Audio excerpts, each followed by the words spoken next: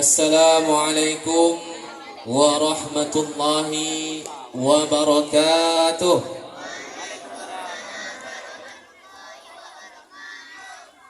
Alhamdulillahi rabbil alamin, wa bihi nasta'inu ala umurid dunya waddin, wassalatu wassalamu ala asrafil anbiya'i wal mursalin wa ala alihi wa sahbihi ajma'in.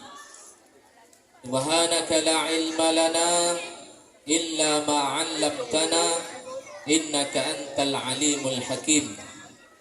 Rabbi israh li sadri wa yassir li amri wahlul 'uqdatam min lisani yafqahu qawli. Allahumma salli ala sayyidina Muhammad wa ala ali sayyidina Muhammad. Yang saya hormati Bapak Camat Rupat yang dalam hal ini diwakili oleh Pak Sekcam, Pak Zaki. Kemudian yang saya hormati dan yang saya muliakan dan Ramil Kecamatan Rupat dan Rupat Utara. Selanjutnya yang saya hormati dan yang saya muliakan Al-Habib Akmal Al-Baiti yang hadir bersama kita pada malam hari ini. Kemudian yang saya hormati Ketua Majelis Ulama Kecamatan Rupat. Selanjutnya yang kami hormati Ketua Lembaga Adat Melayu Riau Kecamatan Rupat.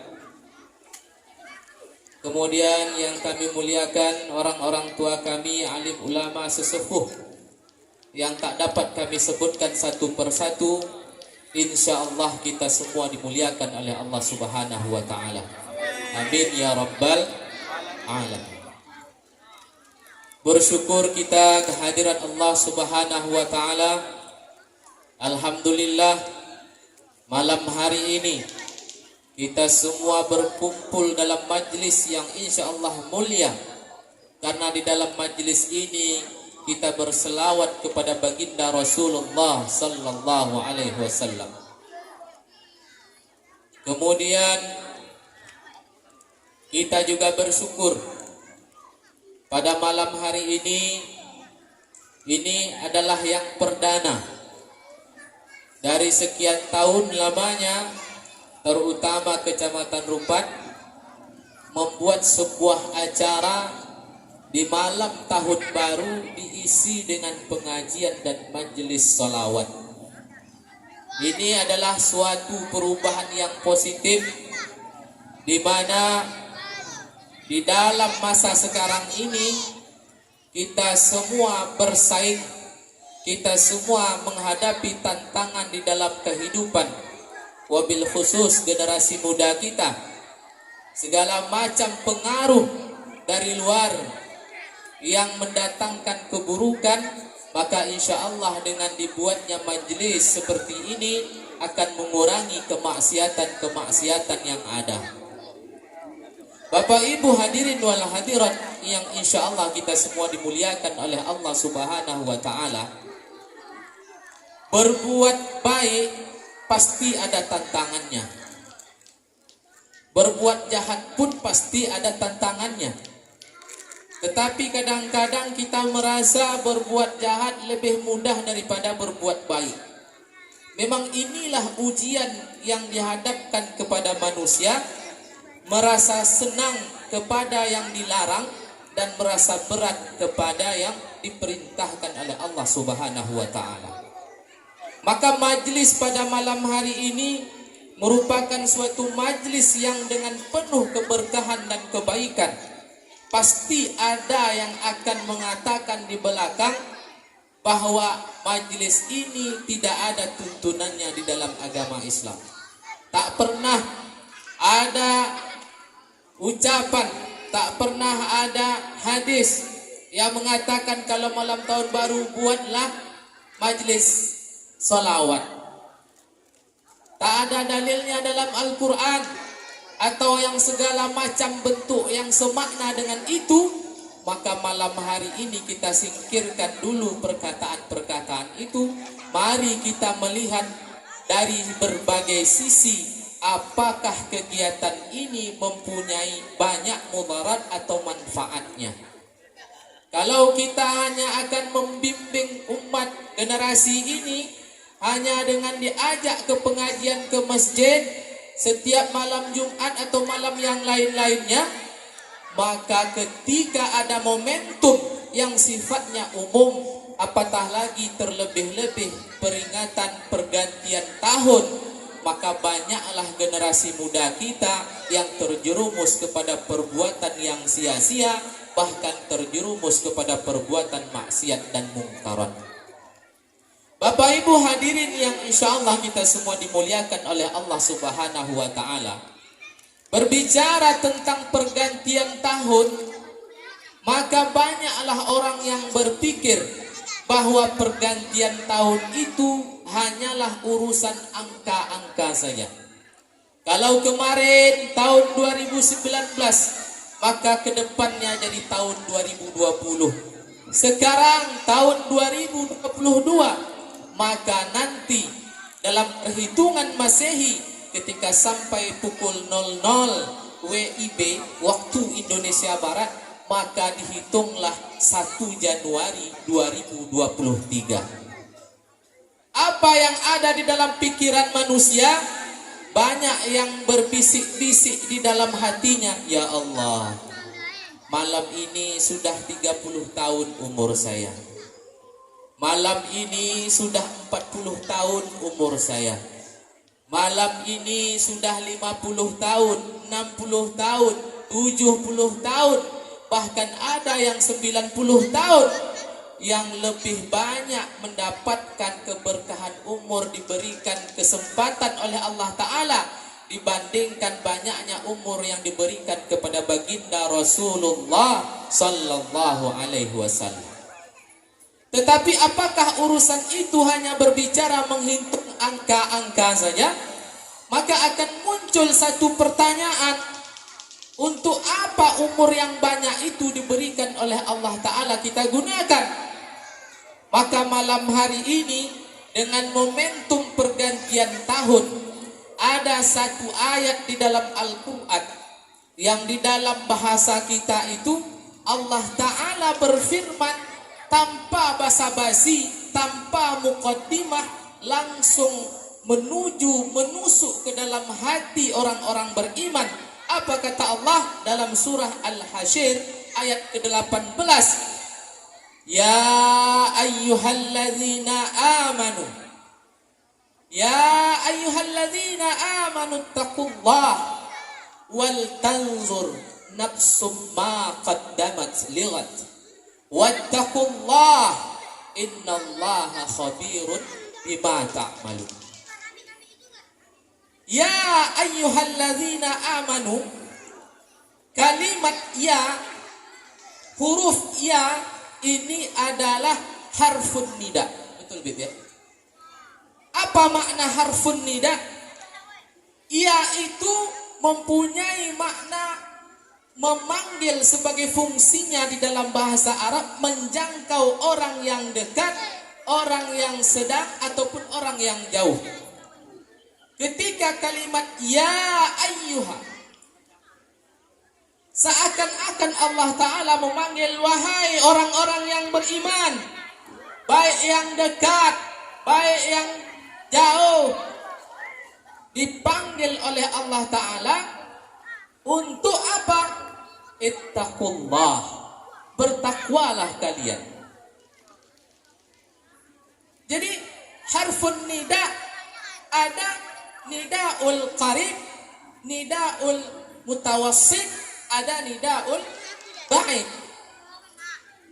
Kemudian kalimat alladzina ini mengisyaratkan semua kalangan.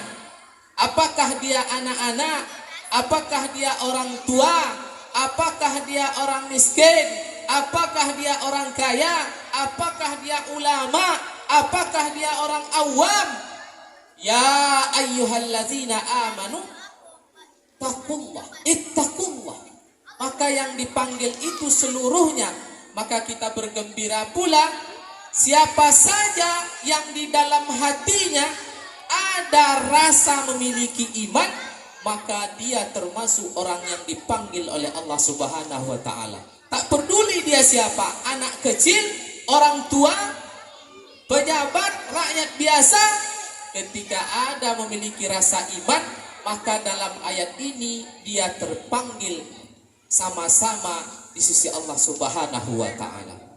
Hadirin wal hadirat rahimakumullah. Kemudian apa kelanjutan ayat ini? Setelah dipanggil orang yang dekat, orang yang jauh, semua kalangan kecil, besar, tua, muda, ada satu pesan yang amat sangat penting yang ingin Allah Ta'ala sampaikan sesudah memanggil hamba-hambanya yang beriman itu. Apa kata Allah? Wal tanzur nafsum ma qaddamat liwat. Wal tanzur nafsum ma qaddamat liwat. Hendaklah kalian memperhatikan, mengevaluasi diri, melihat keadaan kehidupan kita selama ini. Apakah yang sudah 40 tahun itu?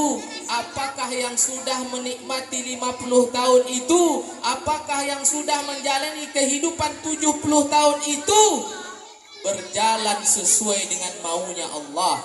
Kita sudah hidup dengan benar sesuai dengan perintah Allah, atau hanya jangan-jangan ketika kita menengok ke dalam diri kita sendiri, ternyata 40 tahun yang telah kita dapatkan, 50 tahun yang telah kita jalankan, hanya beberapa masa saja, hanya beberapa waktu saja yang kita pakai, yang kita gunakan untuk beribadah kepada Allah Subhanahu wa taala. Maka dalam kalimat ini ketika kita buka dalam tafsir, wal tanzur nafsum ma qaddamat liwat, nafsun tidak menggunakan kalimat alif lam. Ada rahasianya di situ dijelaskan oleh para mufassir. Ternyata kenapa Allah tidak menggunakan kalimat nafsun dengan al-nafsi, dengan menggunakan alif lam? Ternyata ketika ingin bermujahadah, ketika ingin mengevaluasi diri, ketika ingin merenungi diri kita, maka keluarkan terlebih dahulu, lepaskan terlebih dahulu segala macam urusan dunia. Sesaat kita lepaskan itu semua, lalu ke dalam hati yang paling dalam kita bertanya pada diri sendiri, sudah berapa banyakkah persiapan, bekal, amalan yang telah saya siapkan menuju ligat, menuju akhirat, menuju hari kiamat, berhadapan dengan Allah Subhanahu wa ta'ala. Hadirin wal hadirat rahimakumullah. Wal tanzur nafsum ma qaddamat liwat. Kata liwat itu kalau diterjemahkan secara letterlek artinya esok. Tetapi ketika kita tengok di dalam tafsir, maka dijelaskan kenapa Allah mengisyaratkan liwat itu maknanya sebenarnya adalah hari kiamat, tapi digunakan kata liwat yang juga mempunyai arti esok. Apa maknanya? Seakan-akan Allah ingin mengatakan kepada hambanya, wahai hamba-hambaku yang mengaku beriman, wahai hamba-hambaku yang mempunyai, merasa memiliki iman di dalam hati, tak peduli sebesar apa iman itu, seberat apa iman itu, ketika kalian telah mengaku beriman, apakah kalian telah siap ketika lihat besok hari terjadi kiamat? Dan kiamat yang kecil itu sepakat ulama adalah kematian. Maka ayat ini dapat juga dipahami, wahai hamba-hambaku yang beriman, apa yang telah kalian persiapkan, andai kata besok hari kalian mati, andai kata besok hari kalian menemu ajal, apa yang kalian persiapkan, apa yang telah disediakan untuk menghadapi hari akhir yang dijanjikan oleh Allah Subhanahu wa ta'ala. Hadirin sidang rahimakumullah. Maka Allah memanggil hamba-hambanya untuk mengingatkan suatu pesan penting yang berkaitan dengan masa, berkaitan dengan waktu. Dan banyak di antara kita yang hafal ayat lain. Allah Ta'ala berfirman, wal as, demi masa, innal insana lafi khusr, sungguh manusia semuanya dalam keadaan rugi, illa, kecuali manusia yang mengerjakan amal saleh, kecuali manusia yang sama-sama mengingatkan tentang kebaikan dan mengingatkan kesabaran. Maka begitu banyak ayat-ayat yang bercerita tentang waktu. Ini mengisyaratkan kepada kita bahwa sesungguhnya kehidupan dunia ini hanyalah sebentar saja dan tempat transit, tempat singgah untuk mengumpulkan bekal, untuk menyiapkan diri ketika datang ajal sampai ke tenggorokan, ketika datang malakul maut, malaikat maut mengambil ruh.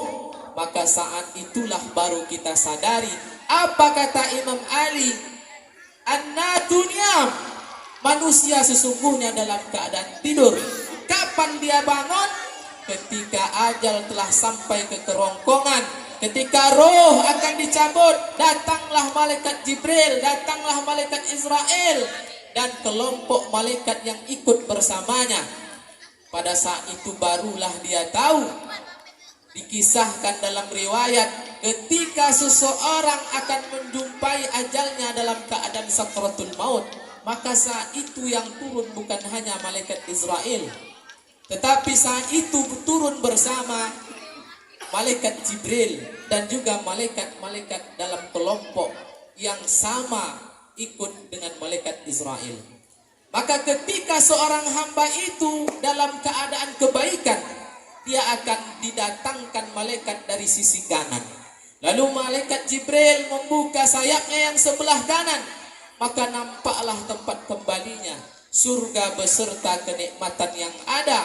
Dan dia tersenyum, sangat suka, sangat bahagia. Saking bahagianya, maka berkeringatlah dahinya, tak mampu mengucapkan apa-apa, dan wajahnya memancarkan cahaya kebahagiaan. Maka selamatlah hamba itu. Tapi ketika seorang hamba yang didatangi itu adalah hamba yang merugi, hamba yang celaka, maka didatangi dari sisi kiri. Lalu malaikat Jibril juga membuka sayapnya yang sebelah kiri, maka nampaklah olehnya maksiat yang telah dikerjakan, dosa-dosa yang telah dilakukan. Lalu dinampakkan pula neraka dan azab Allah yang amat sangat pedih. Maka saat itu ketakutan yang amat sangat luar biasa masuk ke dalam relung jiwanya. Saking takutnya, mukanya menjadi hitam dan dia pun tidak mendapatkan rahmat Allah, dan azab Allah sudah menanti di neraka. Nauzubillah thumma nauzubillah. Hadirin wal hadirat rahimakumullah. Maka kembali malam ini sebagai momentum untuk kita mengevaluasi diri, untuk kita merenung kembali apakah yang telah kita jalani selama di dalam hidup dan kehidupan ini. Semuanya kita untukkan persiapan menuju akhirat, ataukah semuanya hanya kita kerjakan untuk memenuhi kebutuhan dunia, dan ternyata dunia hanya sementara dan akhirat telah menunggu kita dengan segala macam pertanggungjawabannya. Lalu apa yang akan menjadi solusi? Apa yang mesti kita persiapkan? Jawabannya dijawab oleh Allah Ta'ala di dalam ayat ini juga. Wattaqullah, dan bertakwalah kepada Allah. Apa makna takwa? Ini sering diulang-ulang oleh khatib di atas mimbar. Takwa tak lain dan tak bukan melaksanakan segala perintah serta berikhtiar meninggalkan larangan Allah dan Rasulnya. Melaksanakan segala yang diperintah oleh Allah dan Rasul, serta berikhtiar meninggalkan larangan Allah dan Rasulnya. Hadirin wal hadirat yang insya Allah kita semua dimuliakan oleh Allah Subhanahu wa Ta'ala. Maka dari dua itu akan kita dapati di sana ada hablum minallah dan ada hablum minan nas.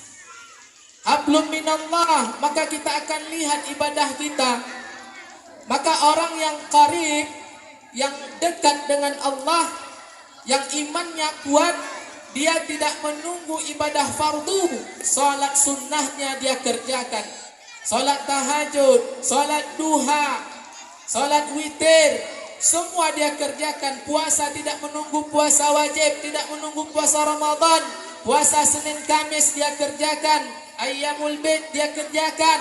Tanpa menunggu puasa wajib, dia telah melaksanakan amalan-amalan sunnah. Ini bagi orang yang qarib, dekat dengan Allah dan imannya kuat. Tetapi di antara orang yang qarib itu ada yang mutawassit, ada yang sedang-sedang. Ketika sholat fardu baru dia sholat. Datang puasa wajib, puasa Ramadan baru dia berpuasa. Tapi masih ada iman di dalam hatinya, masih ada tersimpan rasa keimanan di dalam jiwanya. Maka orang yang seperti ini tetap mendapatkan rahmat dari Allah Subhanahu wa Ta'ala. Tetapi di antara itu ada pula orang yang baik. Dia merasa jauh dari Allah. Dia merasa jauh dari rahmat dan nikmat Allah. Karena apa? Karena begitu banyaknya maksiat dan dosa-dosa yang dilakukan. Setiap hari melakukan dosa, setiap hari melakukan maksiat. Bukan dia tak bisa, tapi tempat lingkungan itu mendukung dia melakukan maksiat dan dosa. Maka orang yang baik, yang jauh dari Allah ini juga dipanggil di dalam ayat ini. Kenapa? Karena Allah tidak peduli. Kalimatnya adalah ya ayyuhalladzi. Sebagaimana kita tahu dalam kalimat ini tidak peduli imannya kuat, imannya sedang, imannya lemah, asalkan di dalam hatinya masih ada memiliki rasa iman dan mau mengikuti perintah Allah, maka dia di sisi Allah sama terpanggil dengan orang-orang yang imannya kuat. Hadirin wal hadirat rahimakumullah. Lalu bagaimana dengan hablum minan nas?